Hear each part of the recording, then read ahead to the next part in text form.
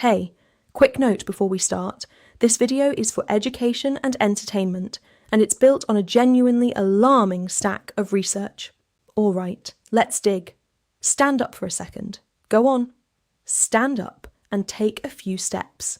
That thing you just did, walking upright on two legs, hands-free, spine stacked vertically, striding across the room without a single thought, is one of the strangest, rarest, and most important things any animal on this planet has ever done. Almost nothing else does it the way we do, and it is the very first thing that made us us. Before the big brain, before language, before fire, before tools, there was an ape that stood up and walked. Everything else came later, and everything else was built on top of that. So the question is, why? Why on earth would an animal give up the safety and speed of moving on four limbs or swinging through trees to totter around upright on two?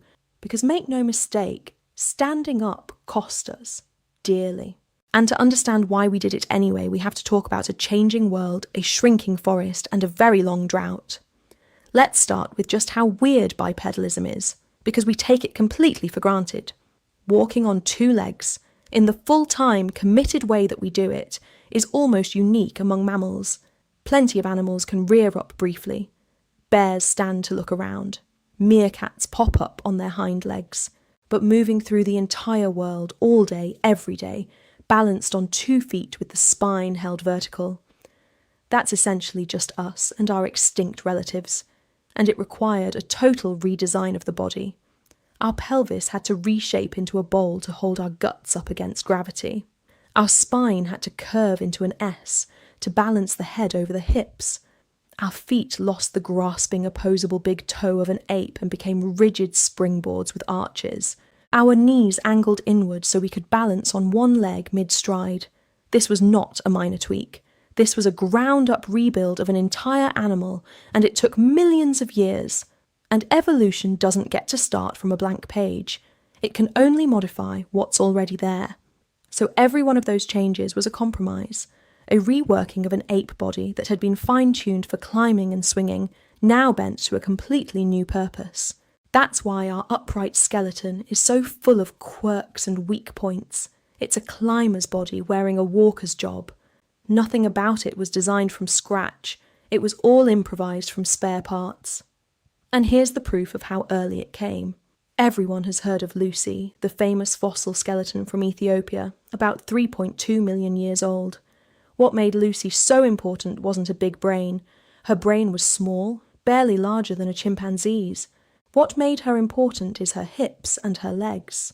Lucy walked upright. Her species, Australopithecus, was striding around on 2 legs while still having an ape-sized brain. That single fact rearranged the whole story.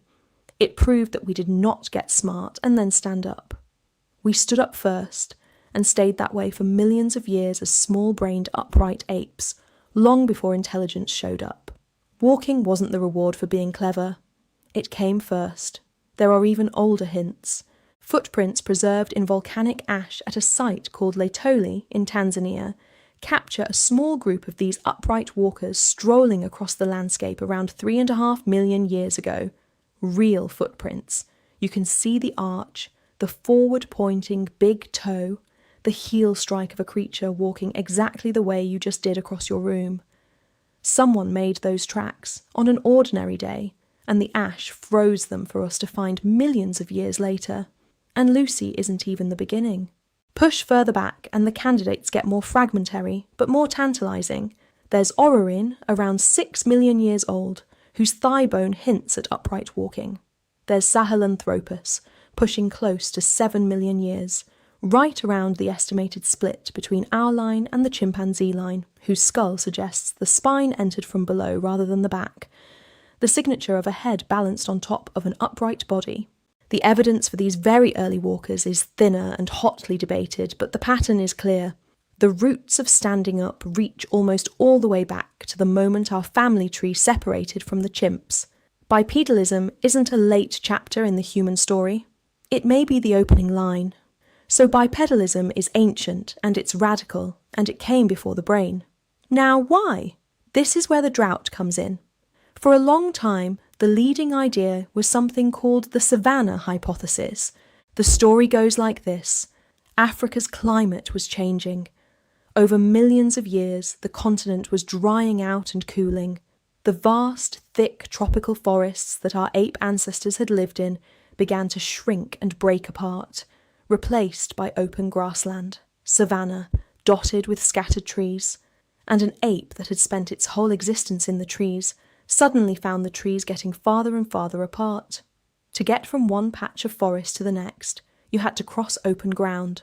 And crossing open ground, the idea goes, favoured standing up and walking. Why would upright walking help on the open savanna? Several reasons, and they stack up. Standing tall lets you see over the grass. You spot predators and food from farther away, which matters enormously when you're a slow, weak ape in the open. Standing up also exposes far less of your body to the brutal overhead sun. An upright body catches the low morning and evening light but shades itself at midday, keeping you cooler. And walking on two legs is astonishingly fuel efficient.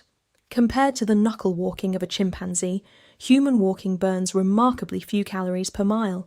When food is scattered across a dry landscape and you have to travel far between meals, an energy-efficient stride is the difference between making it and not. Add it all up, you see farther, you overheat less, and you travel cheaper.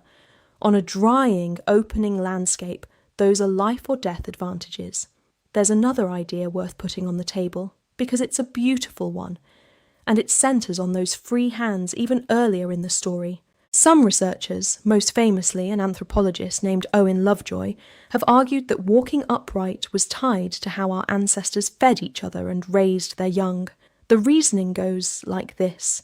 If a male could walk upright, he could carry food back to a female and her offspring, freeing her to care for a child without having to range as far herself. That provisioning, the argument goes, could have strengthened long-term pair bonds and improved infant survival. And the whole system depended on having free hands to carry with. In this version of events, bipedalism isn't mainly about crossing the savanna at all. It's about love, food sharing, and raising babies. Now this is a contested idea, and you should hold it loosely. But I love that it exists, because it's a reminder that the reasons we became what we are might be tender ones as much as brutal ones. I should also, in the interest of honesty, warn you away from an idea you may have heard. The so-called aquatic ape hypothesis, which claims we stood up because our ancestors waded through water. It's a fun story, it's been repeated in a lot of documentaries, and it is not taken seriously by the mainstream scientific community. The evidence just isn't there. I mention it only so that when you inevitably run into it online, you know where it stands. Deep past science has plenty of real, well-supported mysteries. We don't need to reach for the shaky ones. And then there's the payoff that changed everything. Free hands. When you walk on two legs, your hands are no longer needed for moving. They're free. Free to carry food back to share. Free to carry a child or a tool or water. Free eventually to make things, and to gesture, and to point. A huge amount of what makes human life human flows downstream from the simple fact that walking upright emptied our hands and gave us something to do with them. The tree-crossing drought didn't just teach us to walk, it handed us our hands. Now, I promised you honesty on this channel, so here's the complication. The clean savanna hypothesis has taken some hits, because we've found early upright walkers, or their ancestors, in environments that weren't open grassland at all. There's a creature called Ardipithecus, older than Lucy, that shows signs of upright walking while apparently living in a woodland, not a savanna. There are even older candidates going back 6 or 7 million years, near the split between us and chimpanzees, that also hint at some upright walking in forested settings. So the simple, the forest vanished and forced us onto the plains story is probably too simple. Bipedalism may have started in the trees and the woodlands, for reasons like reaching for fruit while standing on branches, and only later became our full-time way of getting around as the landscape opened up. But notice, the deeper theme survives even as the details get messier. A changing climate, a shifting mosaic of forest and grassland, an ape under pressure to move differently to survive. Whether it happened out on the open savanna or in a patchy, drying woodland, the engine was the same. A world in transition, drying and opening over millions of years, rewarding the apes that could cover ground on 2 legs. The drought is still the villain or the hero of the story. We just no longer think it was one clean, sudden event. It was a long, grinding change, and we were reshaped by it one generation at a time. And I don't want to skip the price of admission, because standing up was not a free upgrade. It came with brutal downsides that we are still paying off today. That reshaped, bowl-like pelvis narrowed the birth canal, which, combined with our later giant brains, gave us one of the most dangerous childbirths in the entire animal kingdom. The S-curved spine that balances our head over our hips is also why so many of us suffer from back pain. The human spine is a jury-rigged solution to a problem 4-legged animals never have. Our knees and our feet take a pounding that their design barely tolerates. When you feel your lower back twinge after a long day, that ache is a 3-million-year-old bill coming due. We are, all of us, apes wearing a skeleton that was hastily converted from 4-legged use to 2, and the conversion was never finished. And walking led to something even more extraordinary: running. Once our ancestors were committed to 2 legs, evolution kept tuning the body for endurance. Long legs, springy tendons in the foot and the Achilles, the ability to sweat across nearly the whole body to shed heat, a way of breathing decoupled from our stride so we could pant and run at the same time. Put it together, and you get an animal built not for speed, but for going and going and going without stopping. Human beings are among the greatest long-distance movers in the entire animal kingdom. A fit person can, over a long enough distance in the heat, literally outlast a horse. Our ancestors used this to hunt by exhaustion, following an animal for hours, never sprinting, just relentlessly walking and jogging until the prey overheated and collapsed. None of that is possible on 4 legs. Endurance is a gift that came bundled with standing up. The drought taught us to walk, and walking taught us to run down the horizon, but we paid it, and we'd pay it again, because of what walking bought us. It bought us the ability to travel vast distances on little food, which is exactly what let our ancestors eventually walk out of Africa and across the entire planet. It bought us free hands to carry, craft, and create, and it lifted our eyes off the ground and up to the horizon, which, if you want to get a little poetic about it, might be the most human thing of all. We are the ape that stood up to see farther. So the next time you take walking for granted, the next time you stroll to the kitchen without a thought, remember that you're performing a 3.5-million-year-old miracle of engineering, one that started with a small-brained ape on a drying continent, forced by a slowly vanishing forest to cross the open ground on 2 legs. Everything you are was built on top of that first step. All the sources are in the description. Lucy, the Laetoli footprints, Ardipithecus, the savanna hypothesis and its critics. Go read them, because the debate about exactly why we stood up is still wide open, and that's what makes it fun.